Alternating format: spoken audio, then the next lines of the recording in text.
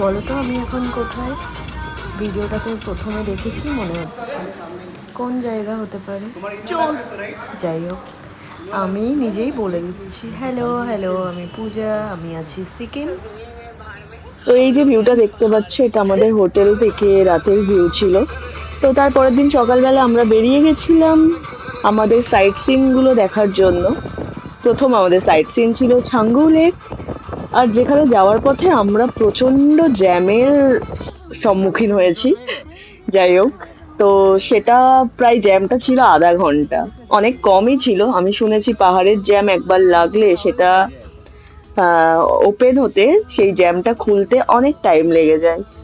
যাই হোক, তারপরেও আমরা অনেক ওই জ্যাম, যখন এখানে জ্যাম আমরা ছিল দাঁড়িয়ে তখন আমরা আছি। গাড়ি থেকে কোথায় নেমে যাচ্ছি? আমরা দেখছিলাম ছাঙ্গুলে। যে তো কতটা ঠিক জ্যাম এখন পড়েছে আমরা সামনে। জ্যামে আটকে তো আমরা গেছি। গাড়ি থেকে নেমে তো একটু আমরা এগিয়ে ভাল লাগছে না গিয়েছিলাম, এই জন্য দেখছিলাম।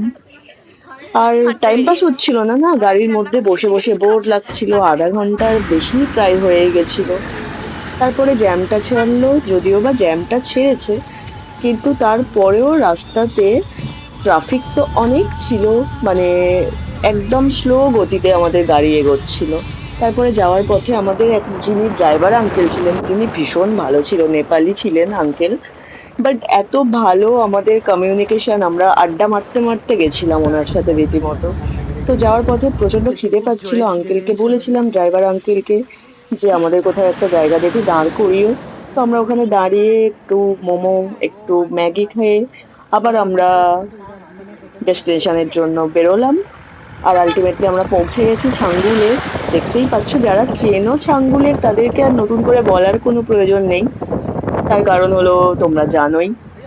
তারপরে আমরা ওখানে নেমেছিলাম। এত ঠান্ডা হাওয়া দিচ্ছিল, মানে জ্যাকেট, চুল থেকে শুরু করে সবকিছু হাওয়াতে উড়ে উড়ে চলে যাচ্ছিল। আর শা শা করে একটা যে হাওয়ার আওয়াজ, সেটা হচ্ছিল। তারপরে আমরা ওখানে নেমে একটু চা খেলাম। খেয়ে দেয়ে কিছু ফটোস, কিছু কিছু ভিডিও ওখানে আমরা ক্লিক করলাম, করে আবার আমরা বেরিয়ে গেছিলাম। বাট তোমরা বলো তো, আমার পিছনে যে প্রাণীটি দেখতে পাচ্ছ তার নাম কি? যাদের জানা থাকবে তারা প্লিজ কমেন্ট করে আমাকে জানিও। আর লেকটার ভিউটা দেখো, কত সুন্দর ভিউ। আমরা তো প্রায় ওখানে ওরকম 1 ঘন্টার কাছাকাছি আমরা ওখানে ছিলাম। দেন তারপরে আমি উঠে গেছিলাম খালি পায়ে পাহাড়ের বরফ, মানে সরি, বরফের পাহাড়ে, যেখানে উঠে গিয়েছিলাম খালি পায়ে। আমার বান্ধবী গাড়ির মধ্যে থেকে চেঁচাচ্ছিল যে দেখ পূজা খালি পায়ে উঠে গেছে, দেখ। এমন ভাবে চেঁচাচ্ছিল, ওর ভয় লাগছিল, বাট আমি তো বেশ এনজয় করছিলাম। মানে ঠান্ডাও লাগছিল, সাথে এক্সাইটমেন্টটাও দ্বিগুণ ছিল। তারপরে আমরা সন্ধেবেলা হোটেলে এসে চেঞ্জ করে ফ্রেশ হয়ে তারপরে আমরা বেরিয়েছিলাম মল রোড এক্সপ্লোর করতে, কি কি পাওয়া যায় ওখানে। তো আমরা এক্সপ্লোর করতে বেরিয়েছিলাম। সাথে আমার বান্ধবী যে ছিল, অমৃতা, ওর খেতে ইচ্ছে করেছে ফুচকা।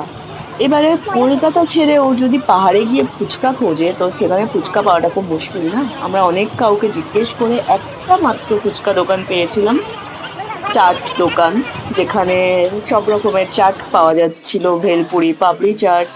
তো ওখানে গিয়ে ফুচকা খেলো ম্যাডাম। খাওয়ার পরে আমরা হোটেলে গেলাম, তারপরে ঘুমিয়ে গেছিলাম।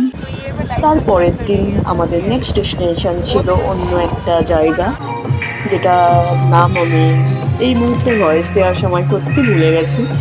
যাই হোক, সিকিম মাউন্টেন এমন একটা জায়গা, মানে শুধুমাত্র নট অনলি সিকিম, মাউন্টেন এমন একটা নেচার, এমন একটা ভিউ যেটা তোমার, মানে ভিউ কন্টিনিউ ভিউ থাকে, যেটা নতুন করে আলাদা কোনো জায়গায় ঘুরতে গিয়ে সাইট সিনে যেটার দেখানোর কোনো প্রয়োজন পড়ে না, আই হোপ।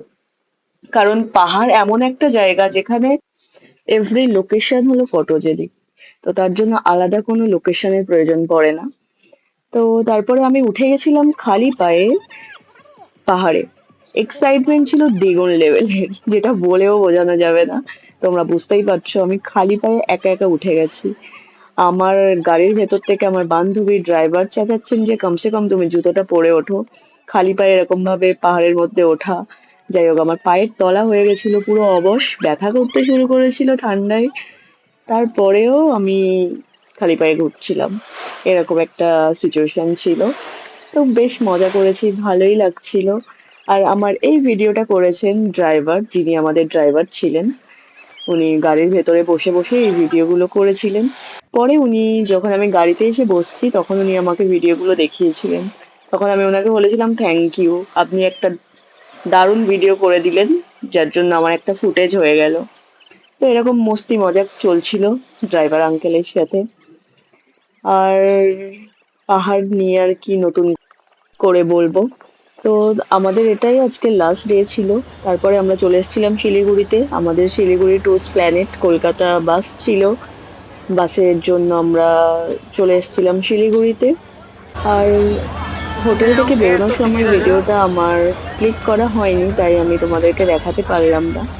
আরো অনেক ভিডিও ফুটেজ ছিল, বাট পুরোটা যদি অ্যাড করতে হতো অনেক লেন্দি হতো। সিটটা খুঁজে পেয়ে গেছি এবং সিটের মধ্যে ব্যাগপত্র রেখে দিয়ে একটু রিল্যাক্স করছিলাম। বেশ ভালো লাগছিল যে ফাইনালি পাহাড়ের ঠান্ডা ঠান্ডা ওয়েদার কাটিয়ে এবার আমাদের গরমটা গিয়ে কলকাতায় ঝেলতে হবে, এটা নিয়ে আমাদের ডিসকাস চলছিল। তো তখনও বাস ছাড়েনি, তো আমাদের বাসের মধ্যে টুকটাক কিছু ভিডিও ফটো যেগুলো করার ছিল করে নিয়েছিলাম। তো তারপরে আমার বান্ধবী কিছু অ্যারোবিক ল্যাঙ্গুয়েজ ব্যবহার করছিল, কি বলছিল অতটা বুঝতে পারছিলাম না আমরা কেউই, যে বলছিল সে নিজেও বুঝতে পারছিল না। বাট একটা মস্তি মজাকের মধ্যে দিয়ে এই টাইমটা কাটলো। আমার ভিডিও যদি তোমাদের ভালো লাগে তাহলে প্লিজ লাইক কমেন্ট সাবস্ক্রাইব করে দিও। আর থ্যাংক ইউ আগে থেকে বলে রাখছি।